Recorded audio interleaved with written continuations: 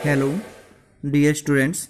Beta, we will now the study chapter number 10 के exercise 10.2 10.2 का question number आपका बेटा 10 क्या बेटा क्वेश्चन नंबर 10 में क्वेश्चन नंबर 10 है आपके पास। A factory is required to the 42 machine is produce a given number of article in 56 days.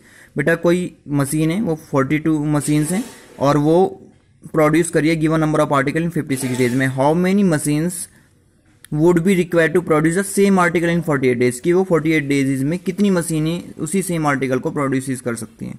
तो बेटा सबसे पहले इस क्वेश्चन के लिए हमने टेबल बना ली। Number of machine produce number of same of article in taken time of days में, जो डेज में दिया हुआ है। इफ जब 42 मशीन है 56 डेज में किसी सेम आर्टिकल को प्रोड्यूस करे, उतने ही सेम आर्टिकल्स यदि हमें 48 डेज में चाहिए तो कितनी मशीनें लगानी होंगी। लेट मान लीजिए एक्स। जब बेटा ये क्वांटिटी आप डिक्रीज कर रहे हैं, देखो 56 से 48 को क्या करें, डिक्रीजिंग करें, तो आफ्टर ऑल ये इंक्रीज करना पड़ेगा हमें। और जब इंक्रीज करना पड़ेगा, लेट हमने इस क्वांटिटी को एक्स कह रखा है और इसे क्या मान लिया बेटा वाई। जब ये एक्स और ये वाई है तो if obviously x and y क्या होंगे, दोनों इनवर्स प्रोपोर्शनल होंगे। तो एक्स इंटू वाई कॉन्स्टेंट के बराबर होगा, तो 42 इंटू 56 एक्स इंटू 48 के बराबर होगा। इसमें 48 इस एक्स के साथ मल्टीप्लाई में तो अपॉन में डिवाइड में आ जाएगा।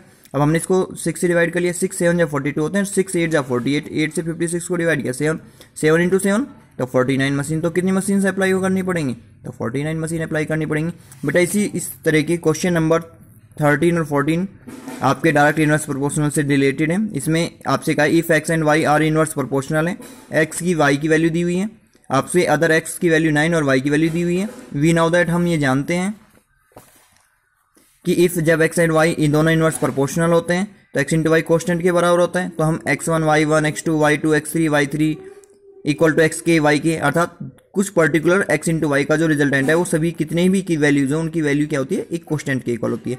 तो यहाँ दो स्टेटमेंट दिए हैं, ये वैल्यूज दी हुई है 15 इंटू 6 9 इंटू वाई। अब हमें इसमें वाई की वेरिएशन की वैल्यू निकालनी है।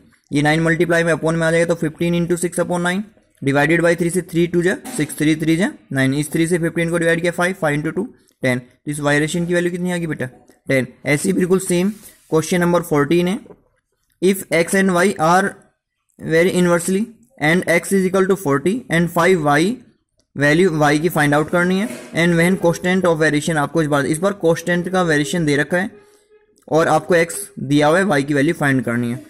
इसमें बेटा इस क्वेश्चन नंबर 13 में आपको x और y की वैल्यू देके अदर x एंड y की दी थी और दोनों को इनवर्स पहले ही कह दिया था। तो क्वेश्चन नंबर 14 की बात करें तो इफ x एंड y दोनों इनवर्स क्या है, प्रोपोर्शनल, तो x इंटू वाई कॉन्स्टेंट के बराबर होता है। तो 40 इंटू वाई को बराबर इक्वल टू 8 रख लेंगे बेटा।